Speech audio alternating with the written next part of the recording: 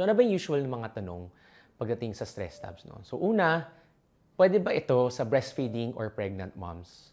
So as with any medication, as with any vitamin, kailangan nyo pa rin magkonsulta with your doctor before taking stress tabs. Okay, yung pangalawa nakakatawa. Nakakatawa yung pangalawa.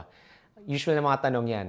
Pwede ba to sa mga lalaki? Nakakatuwa magtanong na pwede ba to sa lalaki?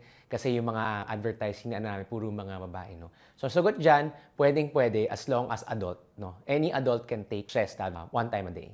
Usual misperception ng nagagawa ng stress tabs ay nakakatanggal ba to ng stress? Nakakatulong ba to sa mental health ko, sa anxiety ko? Ang sagot dyan ay hindi.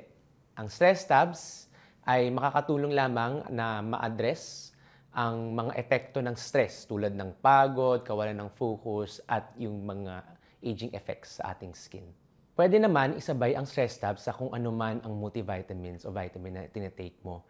Pero kailangan mo lang i-check ang mga recommended daily intake o magpakonsulta muna kayo sa inyong mga doktor.